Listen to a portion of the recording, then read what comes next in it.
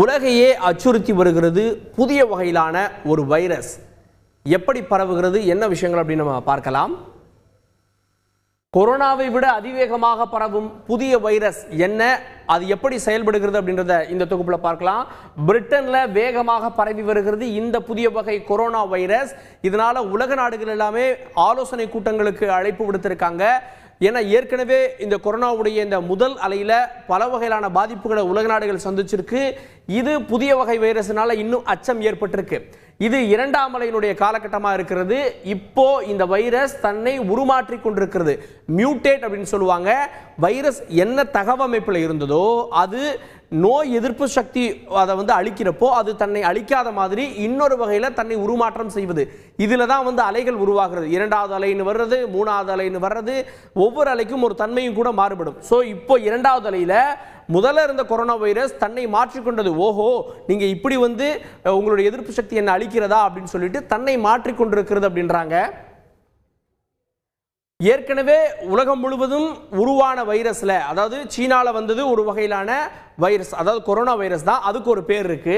ஆனா இந்த பழைய வகை வைரஸ் இப்போது இந்தியா உள்ளிட்ட நாடுகள்ல, வெளிநாடுகள் எல்லாம் ஜெனரலா இருக்கக்கூடிய வைரஸ் D614G அப்படின்னு அறிவியல் மொழியில் அழைக்கிறாங்க. இது அதற்கான ஸ்ட்ரெயினுடைய பெயர் அப்படின்றாங்க. இப்போ இருக்கக்கூடிய ஸ்ட்ரெயின், இப்போ உருமாறி இருக்கக்கூடிய ஸ்ட்ரெயின் என்ன அப்படின்னு பார்த்தீங்கன்னா புதிய வகை H69V70. இதுதான் புதிய வகை. இதுதான் பிரிட்டன்ல இப்போ அதிவேகமாக பரவி கொண்டிருக்கிறது. சரி, இந்த இரண்டு வகைக்கு என்ன மாறுபாடு, என்ன செய்யும் அப்படின்ற கேள்வி உங்களுக்கு ஏற்படலாம். பாருங்க, இந்த புதிய ஸ்ட்ரெயின் 70% வேகமாக பரவும். அதாவது ஏற்கனவே கொரோனா வைரஸை பொறுத்த வரைக்கும் ஒருத்தர் இன்னொருத்தர் அந்த டபுளிங் ரேட் ஒருத்தர் இன்னொருத்தர் போறத 2 பேருக்கு போறது அப்படின்றது 4ஆக மாறும், 3ஆக மாறும். அதுதான் 70% வேகமாக பரவுறது. எளிதாக உடல்ல நுழையும். ஏற்கனவே நம்ம மாஸ்க் போட்டிருக்கோம், சானிடைசர் போட்டிருக்கோம், சமூக இடைவெளியை கடைபிடிக்கிறோம். இந்த மாதிரியான ஒரு சூழல்ல கூட எளிதாக இந்த வைரஸ் நுழையும் அப்படின்னு கண்டுபிடிச்சிருக்காங்க. இந்த டபுளிங் ரேட், இரட்டிப்பு நாட்கள், முன்னாடி ஒரு கணக்கு சொன்னாங்க. கொரோனா வைரஸ் இந்தியாவுக்கு வந்தப்போ அது டபுளிங் ரேட் 14 நாட்கள் அப்படின்லாம் இருந்தது. இந்த டபுளிங் ரேட் குறையும். அதாவது இன்னைக்கு 1 லட்சம் பேர் அப்படின்னு இருந்ததுன்னா நாளைக்கே 2 லட்சம் பேரும், நாளை கழிச்சு 4 லட்சம் பேரும். காரணம் என்ன அப்படின்னா 70% வேகமாக பரவி கொண்டிருக்கிறது இந்த வைரஸ். சரி, இந்த வைரஸ் இப்போதான் பரவுதான்னா இல்லை, ஏற்கனவே அந்த கொரோனா வைரஸுடைய தொற்றினுடைய தொடர்ச்சி தான். அவங்க பிரிட்டன்ல ஓரளவு கட்டுப்படுத்தி வச்சிருந்தாங்க. செப்டம்பர் மாதத்திலிருந்து உயர தொடங்கி விட்டது. செப்டம்பர் மாதத்துல இருந்து ஏன் திடீர்னு அதிகரிக்குதுன்னு அந்த ஆய்வுகளை மேற்கொண்டப்பதான் இது ஏற்கனவே வந்த வைரஸ் இல்ல, அதனுடைய உருமாற்றம் அப்படின்னு கண்டுபிடிச்சாங்க. இப்போ உச்ச நிலையில இருக்கிறது. பாருங்க, செப்டம்பர் மாதத்தில் அவங்களுடைய தினசரி பாதிப்பு ஒரு நாளைக்கு பிரிட்டன்ல 4000 பேர் ஒரு நாட்டில் பாதிக்கப்பட்டாங்க.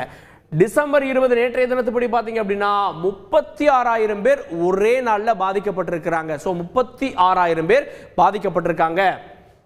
இதுதான் அச்சத்திற்கான காரணமாக இருக்கிறது. ஒரு ஆறுதலான செய்தி என்னன்னா, இப்போ கண்டுபிடிக்கப்பட்டு பயன்பாட்டுக்கு வந்திருக்கக்கூடிய இந்த தடுப்பூசிகள் தற்போதைக்கு இந்த வைரஸினுடைய புதிய ஸ்ட்ரெயினையும் அழிக்கிறது. ஒருவேளை இன்னொரு உருமாற்றம் ஏற்பட்டதுன்னா இந்த தடுப்பூசிகள் பலன் கொடுக்குமா அப்படின்றது தெரியல. ஆனால் இப்போதைக்கு ஆறுதலான செய்தி, தடுப்பூசி போட்டுட்டா இந்த வைரஸும் அழிகிறது அப்படின்றதான். அதனால தான் இவ்வளோ ஆபத்து இருக்கு அப்படின்னு தெரிஞ்சுட்டு தான் பல உலக நாடுகள் பிரிட்டனுடனான தொடர்பை துண்டித்து விட்டன. இந்தியாவில இருந்து சொல்றாங்க இல்லையா, இந்தியாவுக்கு பிரிட்டன் விமானங்கள் வர தடை அப்படின்னு சொல்லிட்டு 31ஆம் தேதி வரை. அது மாதிரி ஜெர்மனி, பெல்ஜியம் மாதிரியான பெல்ஜியம் நாடுகளாக அறிவிச்சிட்டாங்க. மற்ற நாடுகளும் யோசித்து வருகின்றன. இப்படியே சூழல் சென்று கொண்டிருந்தது அப்படின்ற கருத்தில் வச்சுதான் ஃபைசர் நிறுவனத்துடைய தடுப்பூசியை வேகமாக இந்த மாதத்துடைய தொடக்கத்தில் டிசம்பர் முதல் வாரத்தில் அவசரமாக பயன்பாட்டுக்கு கொண்டு வந்திருக்காங்க. இதுல கேள்வி என்னன்னா,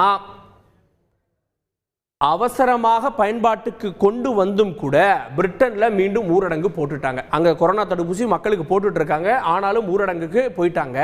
கிறிஸ்துமஸ் புத்தாண்டை ஒன்றாக கூடி கொண்டாட தடை. எல்லாரும் ஒரே இடத்துல கூடி கொண்டாடுவதற்கு தடை. இந்த 2 குடும்பம் 3 குடும்பங்கள் சந்தித்துக் கொள்ளலாம்ன்ற மாதிரியான சில தளர்வுகளோடு சந்தித்துக் கொள்வதற்கான அனுமதியை கொடுத்திருக்காங்க. இப்ப நிலைமையை யோசிச்சு பாருங்க. தடுப்பூசி இருக்கக்கூடிய நாடுகளிலேயே இந்த வைரஸால மீண்டும் ஊரடங்கு போறப்போ, தடுப்பூசி இன்னும் வராத நாடுகள்ல இந்த வைரஸ் வந்துச்சு அப்படின்னா பழைய லாக்டவுனை விட இன்னும் அதீதமான லாக்டவுனுக்கு, ஊரடங்குக்கு செல்வதற்கான வாய்ப்புகள் ஏற்பட்டிருக்கிறது.